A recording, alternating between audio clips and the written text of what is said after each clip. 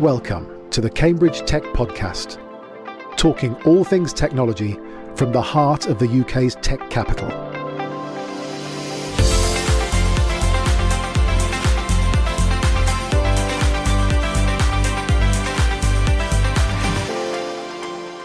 Here are your hosts, Faye Holland and James Parton. I'm Faye. And I'm James. So Faye, how has your week been this week? My week was crazy. I had one day last week, Monday, when I actually got to do any work. I mean, obviously I did work the rest of it, just in case anyone's listening. But what did I do? Tuesday, I had my first managing partners meeting with the new company. So that was really nice. Went into London. I mean, that was a blast from the past, getting up at cock-a-doodle in the morning and getting a train, going into the big city. Working out Liverpool Street is completely different. So, I mean, I generally go to King's Cross, and I went to Liverpool Street and I'm like, what is this place? So I think I walked around it going in the wrong direction quite a lot. But I made my meeting and it was very good, very productive, very positive. So that was the Tuesday. Then Wednesday and Friday, I hosted events. It's obviously it was International Women's Day on Saturday, so there were lots of activities. So I did one event on Wednesday, organised by BDO, by Paul and Damjana, which was absolutely brilliant. We had great panelists in there. So Charlotte Guzzo, who's from Sanogenetics, which, you know, we've had Sano Patrick on the podcast, and Debray was on the panel. Vanessa Colomar, who I'd never met before, but absolutely fascinating lady. We should get her on the podcast too. And Rebecca Godfrey from Expression Edit. So I was kind of the MC of the day, running the panel. And it was just really a really good event. And then on the Friday, I did one with the Chambers of Commerce. So very different audience, very different panelists, but, you know, equally super interesting conversations. And then sandwiched in the middle of that, we had that very small event called 21 to Watch that we had to do as well. So yeah, it's been a bit of a blinder, really. More on that coming up. Indeed. What about you? Pretty standard week this week. Yeah, just kind of head down in the inbox, clearing a few things out. Oh, do you want my inbox? No, thank you. No. Quite happy with my own. But I did get some time to catch up with Emily Stoner from the University of Cambridge Careers Office. So you probably remember last week I talked about going to the Working for a Startup event over on the West Hub. So I thought I'd follow up with Emily, and I managed to grab 5 minutes of her time to find out a little bit more about what they're up to. So Emily, thanks so much for taking the time to talk to us. Last week I talked about coming along to your fabulous event at the West Hub, so I shared a few of my thoughts from being in the audience. But why don't we start with a quick introduction to yourself and your background? Sure. So my name's Emily Stoner. I'm a careers consultant for the University Careers Service. I've worked in careers for around 15 years. I've been a consultant at Cambridge. This is my 6th year being a consultant at Cambridge with the Careers Service. I see everybody really in the university, from an undergraduate up to PhD. We have a specialist service for postdocs. I focus on entrepreneurship and startups, banking and financial markets, and management and strategy consulting as a core. And then I look after a couple of colleges as well.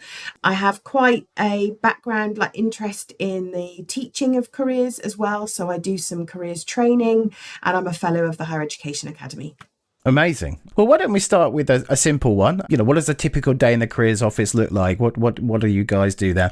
So we work with a really talented team of consultants, information and research assistants, and employer liaison, as well as our operations team. And we will be spending our day, if we're doing things right, helping students and early career researchers to work out their next steps. That could be the very first step into an internship or a job, or getting some experience, right through to a career changer. We do see alumni as well. So I might be seeing somebody that's worked in a field for 30 years and is just looking for a change, whether that's voluntary or enforced. And we will be doing appointments, we'll be running events, and we might also be doing some training and workshops as well as working heavily on our employer liaison.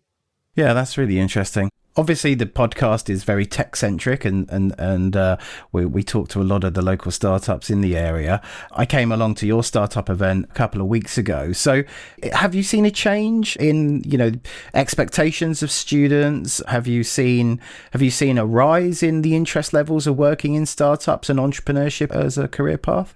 I would certainly say that over 15 years of doing this, in the last 4 years, a much bigger shift into students understanding and accepting entrepreneurship, one as a viable career path that you can, spin out or create something or drive something for yourself.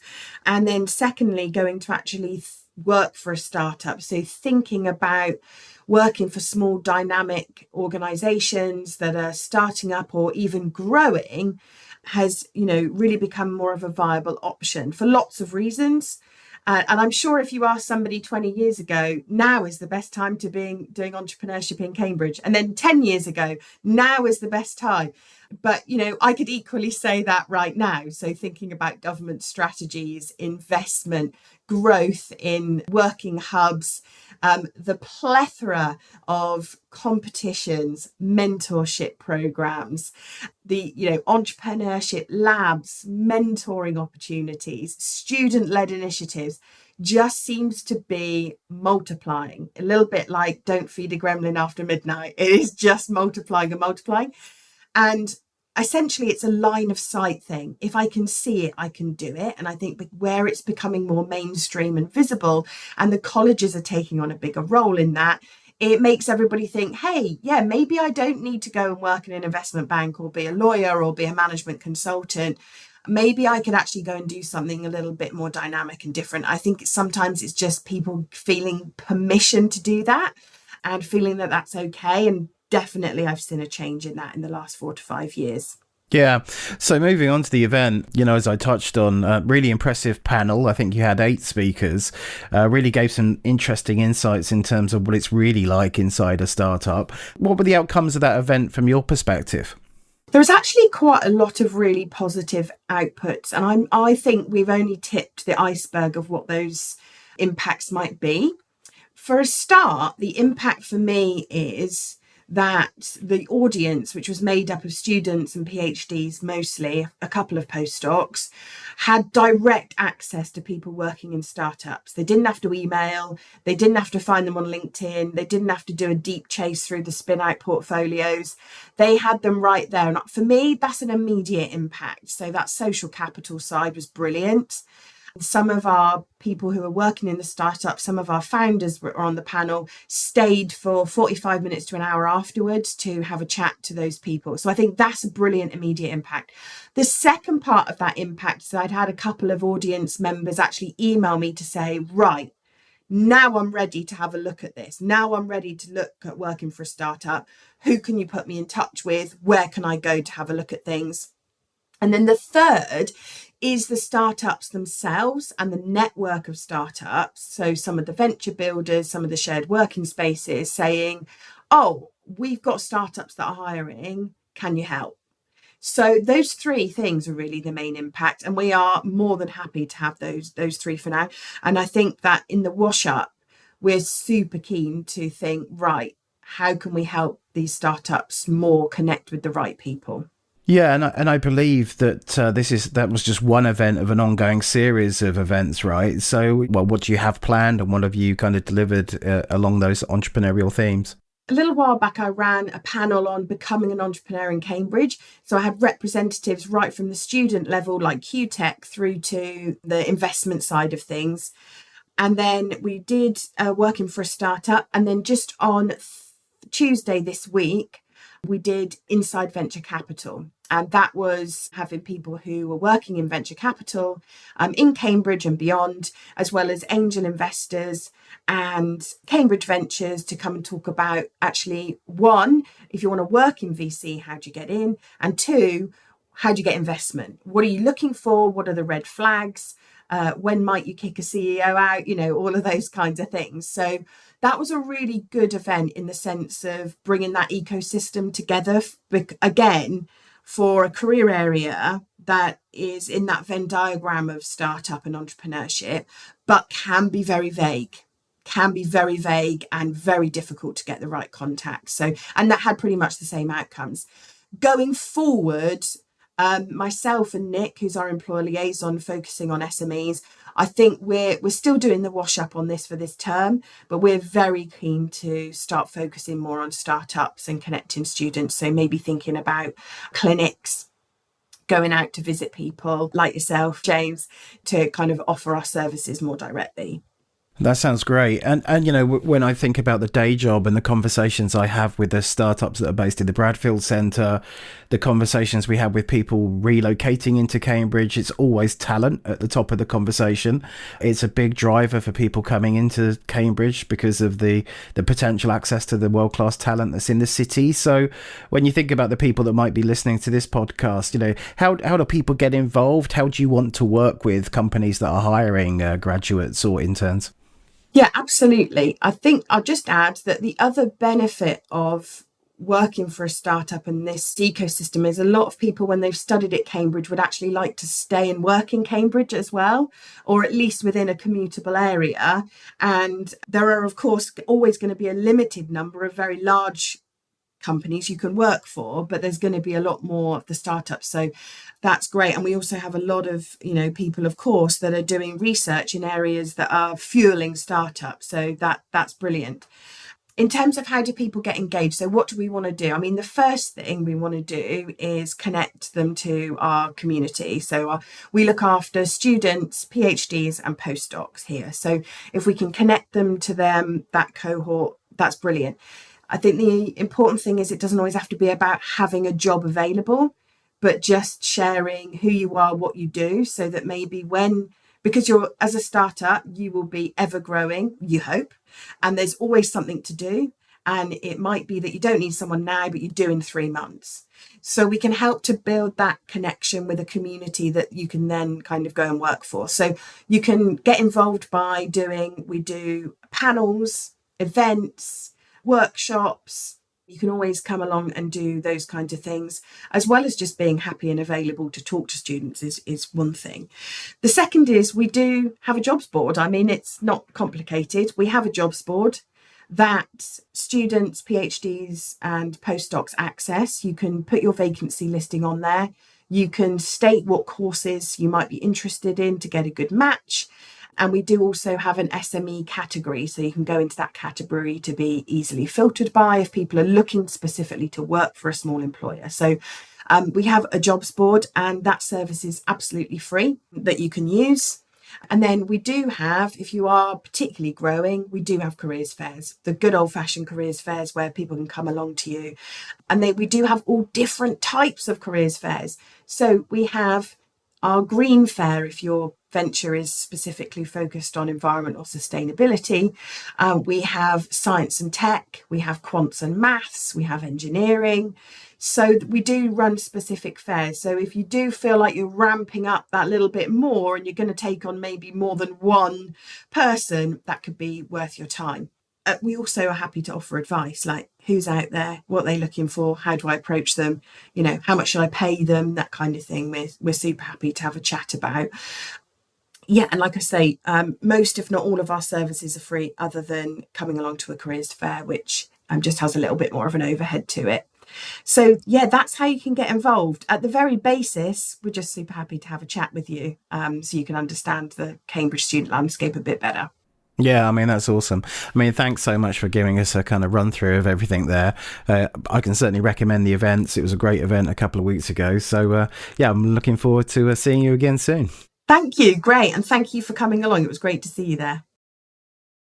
Okay, well, shall we move on to this week's tech news? Indeed. So the first one is one close to my heart, because actually these were Trinity Therapeutics were 21 to watch. Last week they were announced on the top 21 listing, which this piece of news would make them not able to be 21 to watch, because they have just raised, they've closed an oversubscribed $31 million seed round, featuring a number of US investors. So Trinity Therapeutics, they are harnessing targeted protein degradation for the treatment of neurodegenerative diseases. So really super interesting company. And it was led by Cambridge Innovation Capital and Boston and London-based SV Health Investors, their Dementia Discovery Fund, with M Ventures in the US and Pfizer Ventures in New York also joining. So this is really great news for them to get this oversubscribed round. So well done. Yeah, absolutely. Next up, we have Cambridge headquartered video game company Jagex, who have announced board member John Bellamy will succeed Phil Mansell as CEO.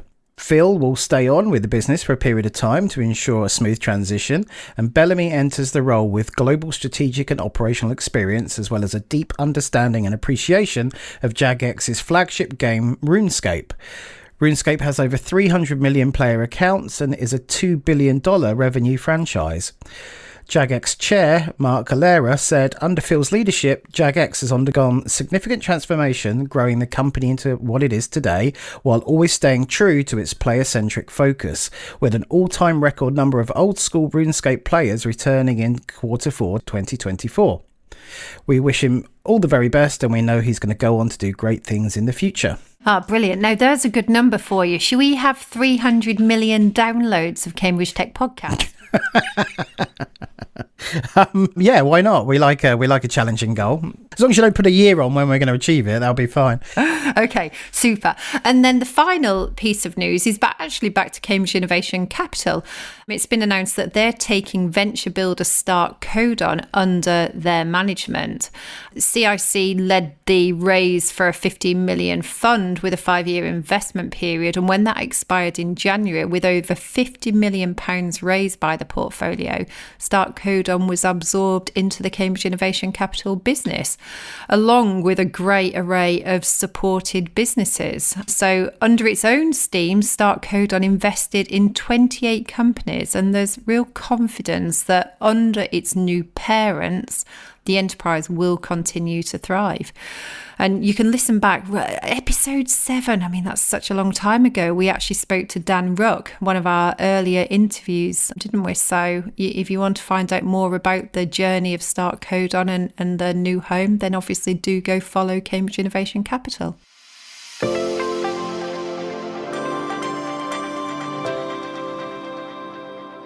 And now let's move on to today's episode, which is showcasing last week's 21 to Watch Top 21 of 2025. I mean, it's been another amazing year, right? What an impressive list of businesses across the whole of Cambridge and the east of England. And I guess one of the things that makes this different from other things we talk about is it's open to everyone, right? It's not just teams coming out of the university. Yep. So, Faye, what were your main highlights this year? I think the big observation that I got from this year was how much the list was dominated by neuroscientists and medical physicists. So all of them making amazing progress around early diagnostics, precision, regenerative medicines, and novel treatment strategies for things like Alzheimer's, Parkinson's, etc., as well as continuation of work in cancer. So, it was pretty much dominated, I think, 11 out of the 21 were all doing those kinds of activities. Yeah, that really is significant, isn't it? And it's just real high impact stuff. It is. It's something that affects millions of people each year. And I think that that's why we've seen it. Maybe it's due to waves of investment in different types of tech. So I know in previous years, we've had really high numbers of climate tech, clean tech, whereas this year, very high on health tech, medtech, biotech. And if you look back, I think we even reported it on the podcast at the time, that venture capital in Q3 last year, 2024, had surged like 90.2% on the previous years. And I think that that's what affects the dynamics of the listings each year. So you're happy that this is just how it's turned out this year and things come in cycles? Yeah, absolutely. And to be clear, it wasn't just those med tech, health tech type of companies and people. It was a whole range of other things. And we'll run through those as we go through the listings as well. Yeah, so let's do that. Let's run through the winners and give them all a bit of a shout out. Listeners might remember the list is obviously 21 long, but split into 3 categories: 7 people, 7 companies, and 7 things. So the idea being that each category reflects slightly different stages of the startup journey. So why don't you kick us off with people? Okay, so the list is Arco Paul. He's co-founder of a biotech firm called Altera, who's working on stem cell models of neurodegenerative conditions to discover potential therapeutic strategies. We have Austin Reed, founder and CEO of Intercept TX Therapeutics, who is revolutionizing the treatment of cancer to intercept tumors before they develop. Dr. Ethan Weisberg, who leads AngioGenius, a startup developing an app using GenAI for home eye disease detection. Jonathan Fisher, founder of Peter, which is a device that will help millions with Parkinson's disease to regain their mobility and walk confidently again. Lucy Jung, founder of LYEONS Neurotech, specialising in developing innovative life-enhancing solutions for people with long-term medical and neurological conditions. Ping-Lin Yeep, whose research combines medical physics and AI, who is looking to revolutionise adaptive radiotherapy in clinical settings and to advance personalised cancer treatment and precision medicine. And finally, Raifa Al-Marmari, who is pioneering research in energy policy, which contributes to developing low-carbon hydrogen value chains, and this is specifically in the Gulf Cooperation Council region. So, yeah, congratulations to everyone on the list there. And I believe a few of those have been through the Judge Business School programs as well. Great to see Lucy being recognised for her second venture after she previously founded Charco Neurotech. There's a callback if you want to hear her interview with us. That was back in episode 19. And she's back on with us today. So let's talk to Lucy about why she's back on the list.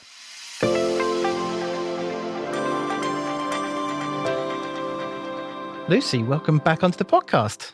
Thank you very much. Since we last spoke, you founded another company, so congratulations.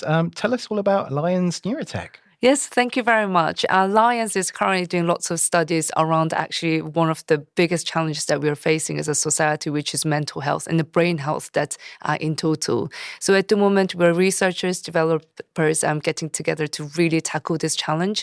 It is a challenge that is going across from a very young age all the way to our parents, our grandparents, where we are struggling with our stress and anxiety management. So we're very much looking into autonomic nervous system modulation by using a coupling kind of phenomena where two people actually can share autonomic nervous system where we can support with calming individuals. So we're working on supporting people with high anxiety or stress to support them that they can best perform.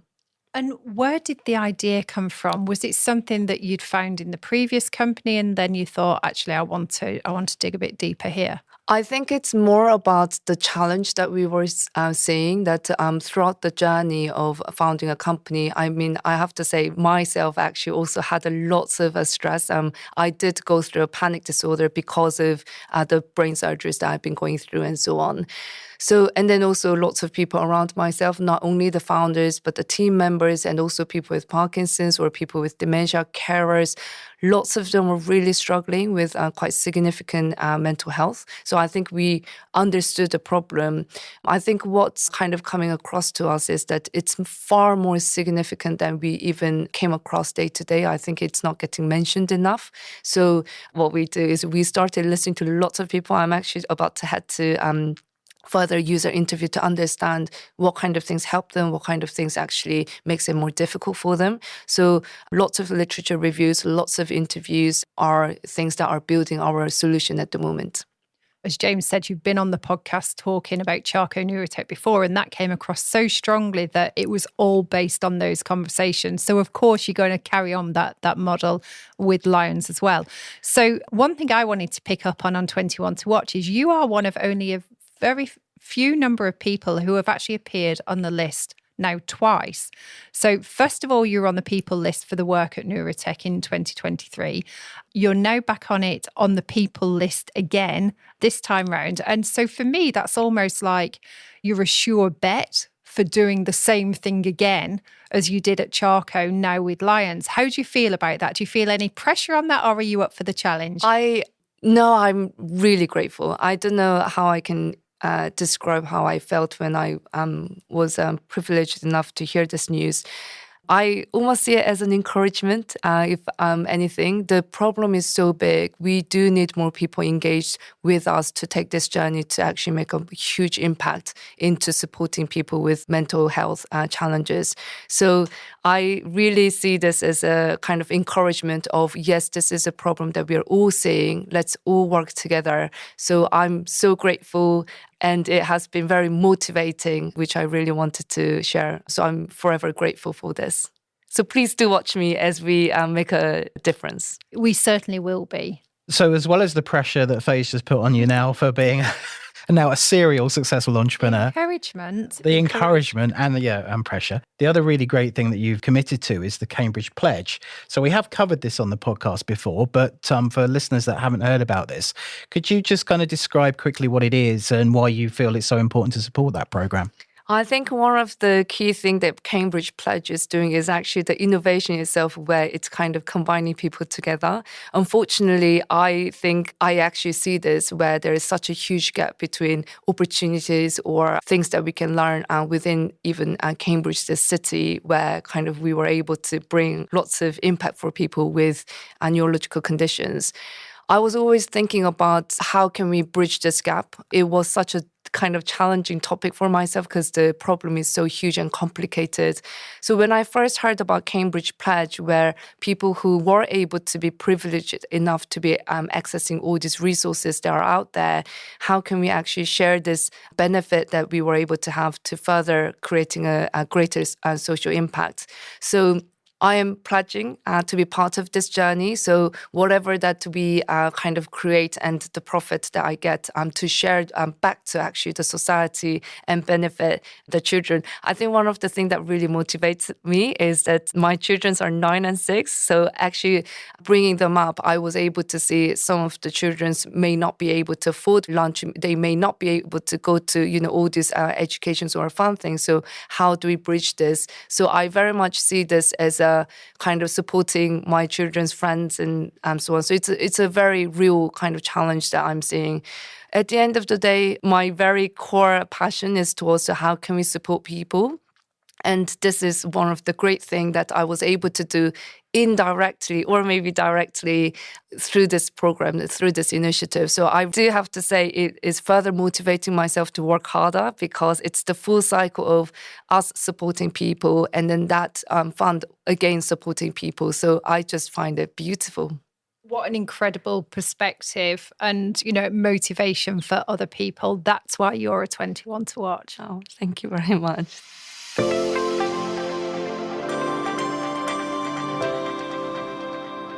Okay, so let's get back to the lists. Why don't we move on to the companies? And I think 5 out of the 7 are in the biomedtech space. They are. So we have Bioscopic, who are tapping into an unexpected source of medical innovation, and that is beneficial bacteria found in infants. I'm really happy to have Bioscopic on the list because they're our first ever winner from the Norwich Innovation Hothouse competition. So it's great to see them coming over from the east of the region. Next is someone you know, James, Biotrip Therapeutics, who are developing novel antibiofilm therapies to revolutionise how we treat infections, starting with UTIs. Celestial Health, who is working to stop the progression of Parkinson's disease from the time of diagnosis by protecting the neglected half of the brain composed of astrocytes. Clock Bio, who aim to extend and improve quality of life by reversing the harmful effects of time in our cells, harnessing the regenerative capabilities of human pluripotent stem cells. Everalis, who have a really pioneering enzyme technology that breaks down textiles and plastics into reusable building blocks, and so they can transform polyester, nylon, tough blended fibres and much more, which will accelerate us having a truly circular economy. Nanimation, who you may remember was in the first Founders Programme last year, whose patented technology makes it possible for the semiconductor industry to manufacture with nanomaterials for the first time, paving the way for faster, more powerful and more efficient chips. And finally, Trinity Therapeutics, whose unique technology targets and degrades aggregated proteins without affecting non-aggregated forms, which offers a solution for neurodegenerative diseases. Yeah, I see what you mean about the level of diagnostic and disease treatment initiatives. It's a real kind of insight into our next generation of entrepreneurs who want to create something that really has tangible impact on humankind. Certainly does. Yeah, and okay, so the final list, you're doing really well here to go through all of these names and companies. It's so much easier when the session is actually, they all get 60 seconds and exactly 60 seconds to present their own. It's quite a challenge reading them all out, but they all deserve it. So, and we will get them on the podcast. You know, they can come on and do their own individual episodes. But the things category is the most eclectic mix of innovation. So we're going to be jumping around on lots of themes here. First of all is all-focal optics, who are set to revolutionise AR/VR technology with their groundbreaking nanophotonic solutions. I'm particularly excited again to have these on the list this year, as they popped up last year on the shortlist and then immediately went into stealth, so we took them off the list. But they're back this year, and obviously they're top 21. Lambda Agri, who appeared on the list at the start of the year's competition, have developed a low-cost, highly scalable spray coating for greenhouse panels that run on natural sunlight. The next one you and listeners will remember, Prospectral, who have designed a new approach to spectral imaging and are building a technology to empower companies with dramatically lower cost, more compact and less complex cameras for gathering data. FinCrime Dynamics, who help their clients to build better defensives against financial crime by translating financial crime intelligence into data resources with a simulation and synthetic data engine called Synthesizer. Reclinker, who were previously known as Cambridge Electric Cement, have invented the world's first zero-emission cement. The new cement is made in a virtuous recycling loop that eliminates the emissions of cement production, saves raw materials, and reduces the emissions needed to make lime flux. ViperCore, whose unprecedented technology offers up to 80% power reduction with 5-fold memory-safe acceleration of future data center server class managed language applications across a vast spectrum of industries. And finally, Wave Photonics, who we talked to in episode 115, and listeners will remember they are building technology to enable and accelerate the development, mass production and adoption of integrated photonics used for energy-efficient communications for AI and data centers, rapid diagnostic tools, on-chip LIDAR and quantum technologies. Yeah, I certainly remember James from the podcast last year. And as you say, another couple of familiar names in there, not least ViperCore, who were winners at last year's Cambridge Tech Week. And we mentioned Lambda Agri only a few weeks ago too. But let's find out more from Monica.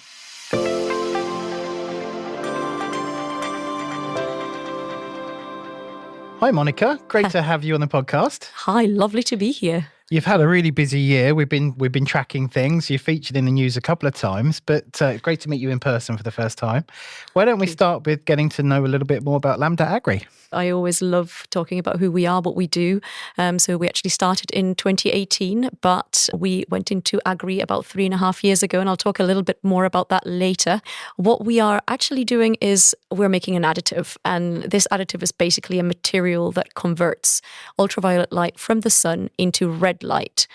That will basically be used by plants within greenhouses for photosynthesis and growing more food or growing more herbs, whatever people want to grow in greenhouses, and that does include ornamental plants and other things. So it's a great opportunity to give more to the world with technology and doing it sustainably. We are making a non-toxic material. We've got different versions, but there's one that's very likely going to market. It's very, very cheap, dirt cheap, approximately 4 pence per square meter of greenhouse for us to manufacture. So accessible to many growers, almost all growers around the globe, which is great. It's a price-sensitive market, so we need to be competitive. And there's loads of other technologies out there. So we are capturing a large part of the market. We envision very good revenues by 2030, around 54 million, if we want to be conservative, because we can also go into many other applications other than just agri. But again, I'll touch on that a little bit later. And what kind of environmental benefits can you deliver? I mean, I think they're quite substantial numbers, right? Substantial 9 gigatons of CO2 by 2050. It's a cumulative number, but it's a very important number to us. It means that we can reduce the amount of greenhouse volume used for producing the same amount. So for the same amount of produce, we have 20% less footprint of greenhouse, translating to that saving in CO2, looking at only the energy. And there are other factors as well, transport, optimization of light without having to use artificial lighting in greenhouses to provide red light for plants for better growth. So there's lots of factors involved in terms of making it a sustainable practice. And so you just mentioned, Monica, that you've pivoted, you've switched from energy to agri over the last few years. So how did that come about, and what has that done to renew the focus of the company? I'll have to name drop my husband there because he worked for the company for a short while and he was pivotal at the pivot point. So going from energy to agri. Why? We were working with a material that was off the shelf. We were working with quantum dots. They're very expensive, hard to scale. There was a massive boom in quantum everything, materials-wise, very, very small particulates of matter that behave very differently to their bulk counterparts.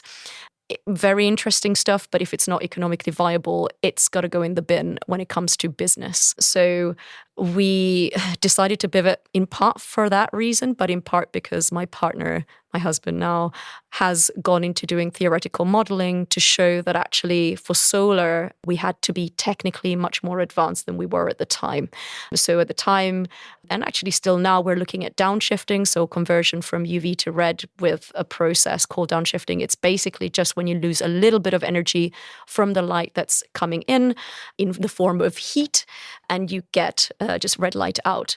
Whilst for solar, we needed something more fancy called quantum cutting. And that's something that we want to get into, and we want to get back into solar eventually. But for now, we have to have a laser focus on just one field of work, and that would be agri. It's a lower hanging fruit, pun intended. No, that's really interesting. So thanks for giving us that explanation there, Monica. The next question, I guess, is a bit more of a sales and marketing question. So, you first came to our attention through the Technation program, and then recently you've also won another award, being named as one of the top 50 women in innovation in 2024. So congratulations. My question was, startup founders are super busy people. How important is it for you to be aware of the different kind of competitions that are running out there in the market? And what kind of benefit has that exposure given to you as a founder, but also your company? Honestly, it's critical. When it came to this Innovate UK grant for women in innovation, it was 75k, 100% funded. We didn't have to stress about fundraising to match fund that grant, which is quite common for Innovate UK grants. So, stress off. Here's 90% of the money up front. It was great.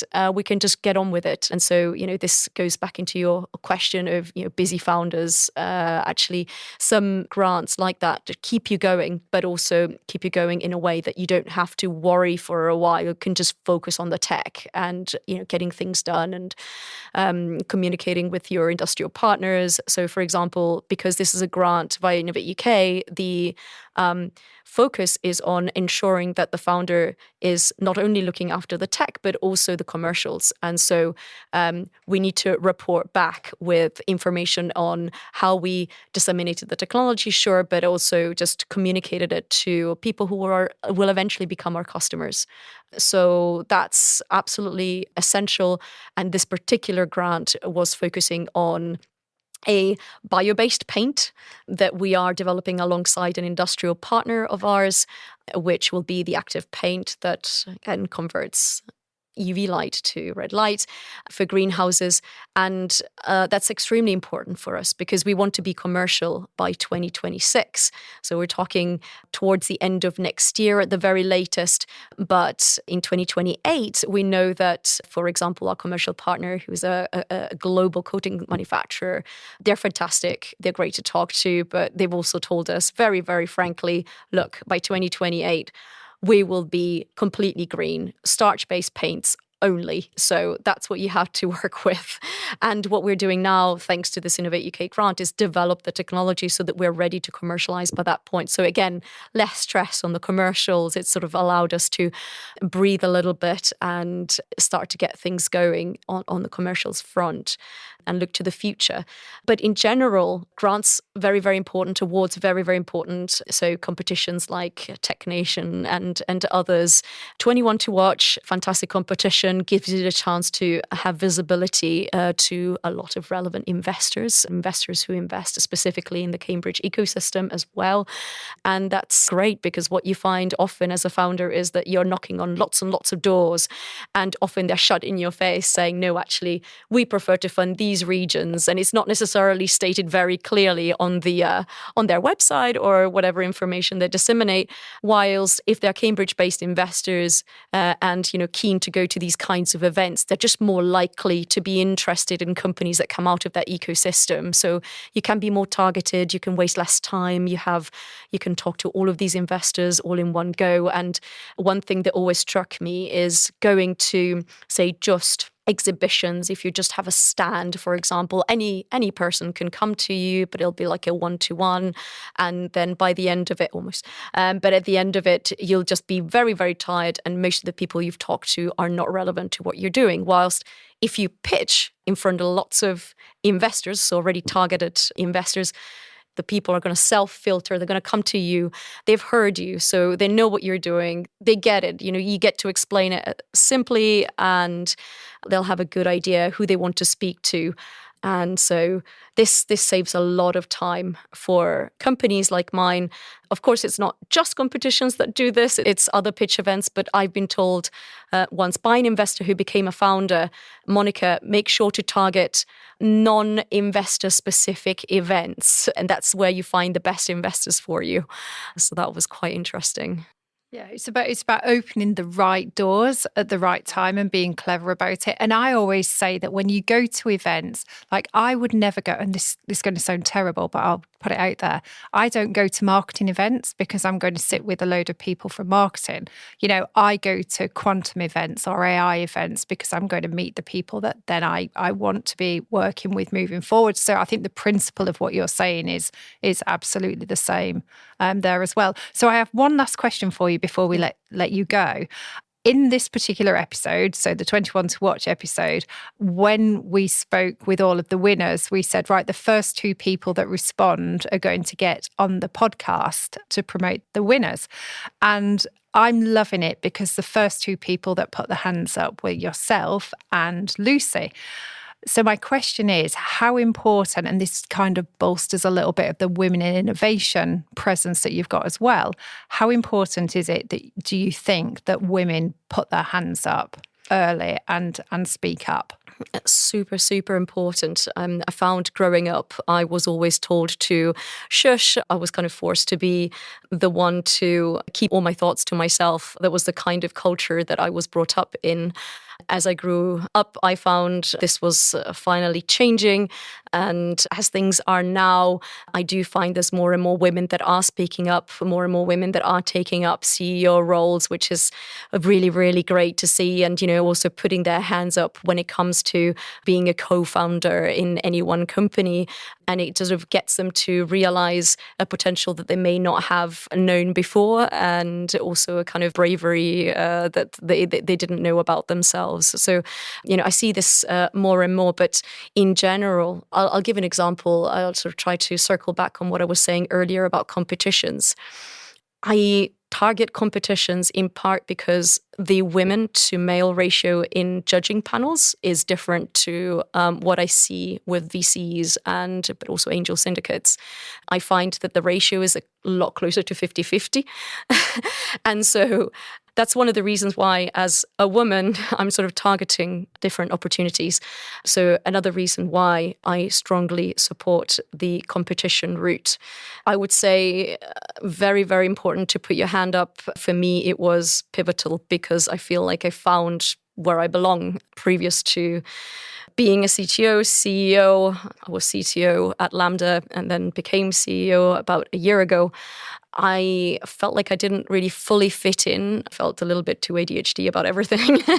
But as somebody who constantly has to wear lots of hats, I find that mental agility that I had built up over time was very, very important. And again, another sort of women-related thing, ADHD is becoming more and more well-known for women as well, even though it was diagnosed mostly with male subjects.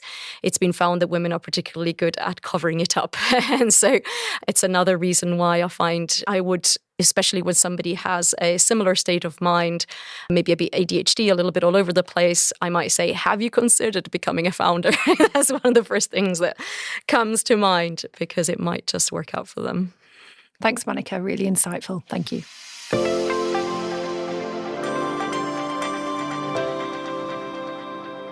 So thanks to Monica, another really inspirational business leader there. And our final guest today is the wonderful Christine Martin from Cambridge Enterprise. Welcome back, Christine. I think James has just worked out that this is your third or fourth? I think fourth. Fourth. I will check properly. Appearance on the podcast. So welcome back. Thank you very much. I'm very pleased to be here again. So you had, in the winners, you had 8 of your portfolio companies from Ventures on the top 21 list this year. You must be very happy about that. Yes, it's absolutely fantastic to see 8 of our portfolio companies featured in your 21 to watch. And so any of them jumping out at you? We had Biotrip, Everalis, Nanimation, Trimtech, Orthocoloptics, Prospectral, Reclinker and Wave Photonics. Now, obviously, I do not have favourites because all of these companies are amazing and it's fantastic that they're on this 21 to watch list. But we can pick out that 2 of the companies were in the Start 1.0 cohort that founders at the University of Cambridge ran last year. So that's Biotrip and Nanimation. And of course, Biotrip was also a finalist in the Trinity Bradfield competition this year. So it's really great to see different groups around the ecosystem recognising the potential of these companies. And we're very pleased to be supporting them. And of course, Reclinker is based on science that, when it was published, made it onto the BBC News articles most read for that day. And I think that is reflective of the fact that people really can relate to the ambition of Reclinker and its contribution to climate change improvement. Yeah, I think Reclinker are definitely going places. So they are, like we said, we don't have any favourites, but they're definitely a standout one for this year. So as well as the portfolio interest, you were also roped into being a judge by Faye. Roped in, yeah. I think that's the technical term for being asked to judge things. So how was that experience? Because I believe Faye does things a little bit differently as she tends to do, and you all judge in isolation rather than come together and kind of debate it.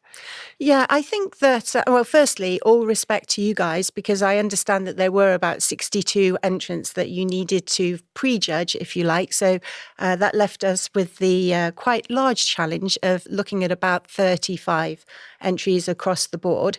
And yes, we judged in isolation, and I'm sure that makes life complicated for Faye when she's bringing those judgments through to the final list. What is good about judging in isolation is you do get that isolated opinion from the people that you have chosen to seek that opinion from.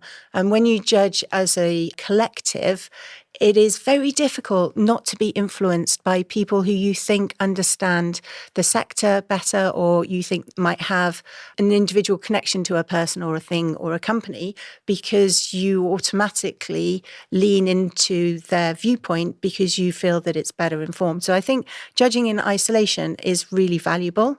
I suspect it makes life more complicated for Faye, but I, totally respect that approach. It's a story of my life, making my own life more complicated, Christine. Well done. I mean, you judge on lots of different programs, and you're obviously involved in lots of programs across Cambridge. So another thing that stood out for me is just, again, it's just really nice to see companies progressing through different competitions and different formats, like the accelerator programs in Cambridge is a real testament just to the support infrastructure that's in the city.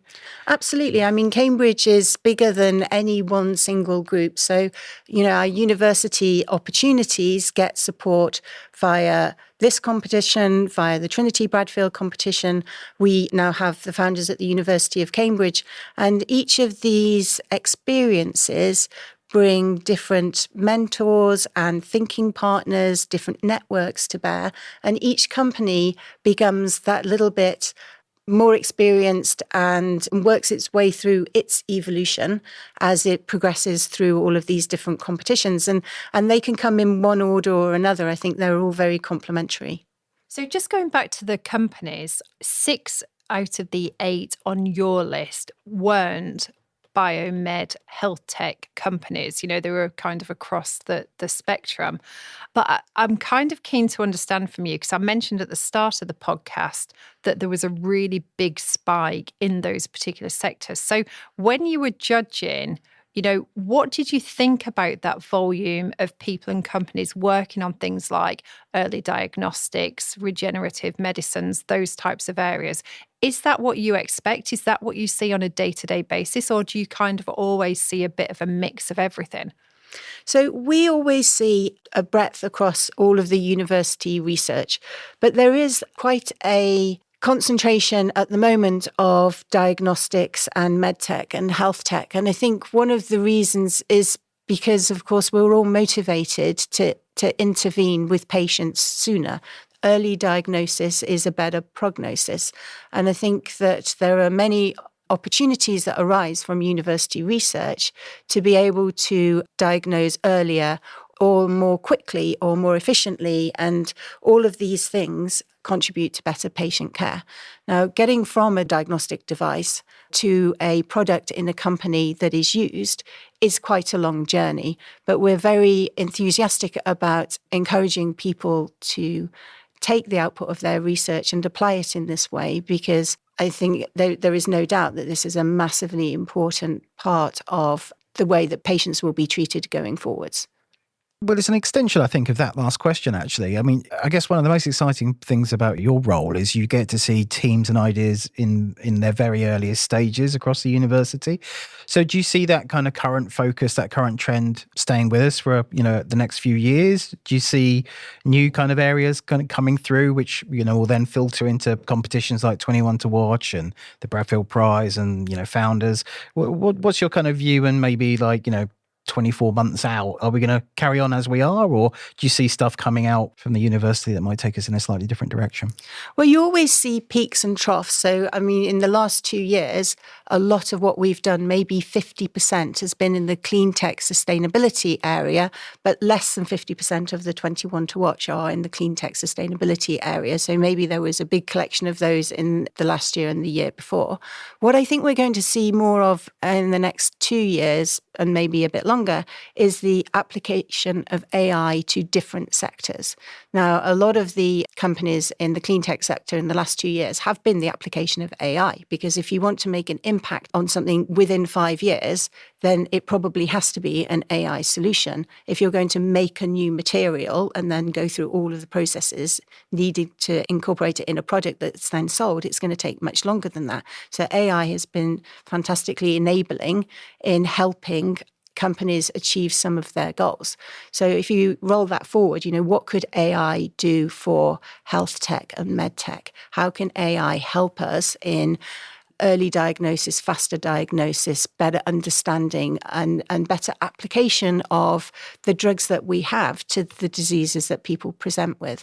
And I think there's a huge opportunity to apply AI. And I think the application of AI to health tech and med tech might actually unlock a different type of investor into those businesses.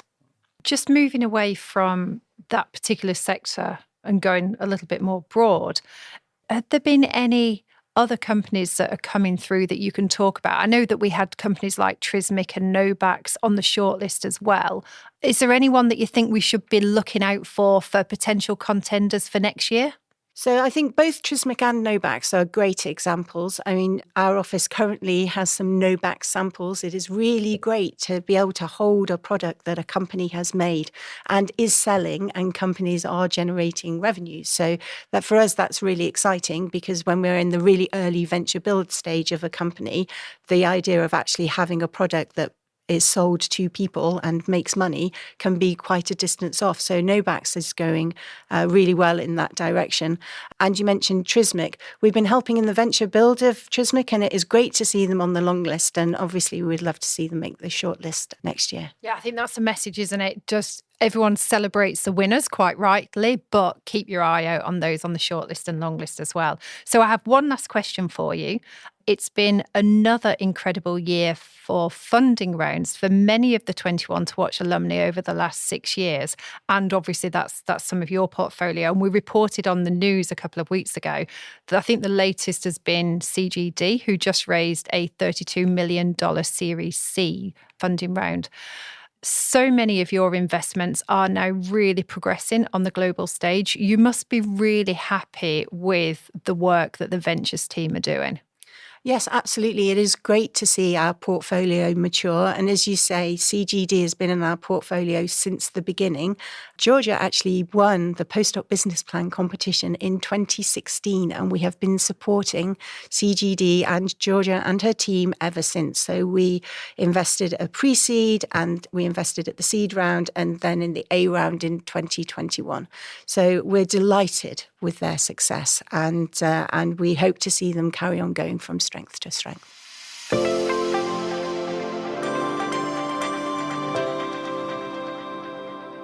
Thanks to Christine. Also to Chris Ellis, who's Scale-Up Director at Innovate UK Business Growth, who's coming onto the podcast soon too. Joe Słota-Newson, Managing Partner at Almanac Ventures, and Tom Hughes, an experienced early-stage investor and advisor, and also a mentor at Trinity College, Cambridge.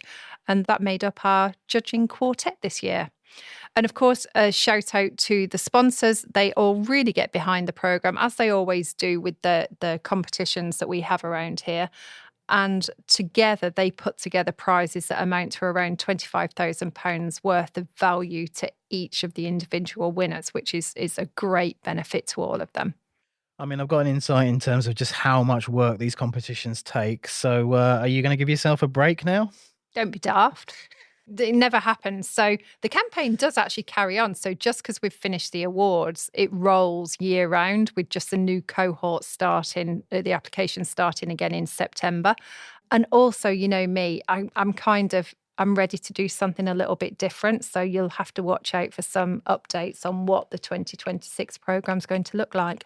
Well, you've got to develop, and that's why you're a 21 to Watch winner campaign, right? Yeah. We've come up with a strap line during the recording of this episode. Oh, it was just perfect. It was. Just the right way of spontaneous genius. I'm full of it, honestly. Of spontaneous genius, I would like to clarify. Well, that's been another action-packed episode, so stay tuned to find out more.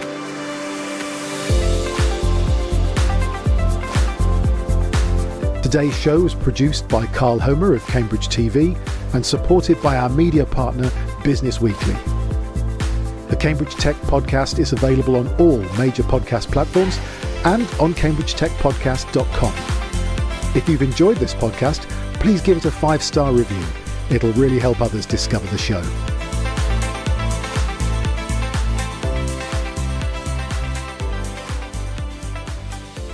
If you are a startup looking to grow in Cambridge, the Bradfield Centre offers a range of flexible membership packages which put you in control of your office and home working mix. There's a vibrant, collaborative atmosphere, on-site cafe, plenty of green outside space, and regular member social events. For more information, visit bradfieldcentre.com or call 01223 919 600.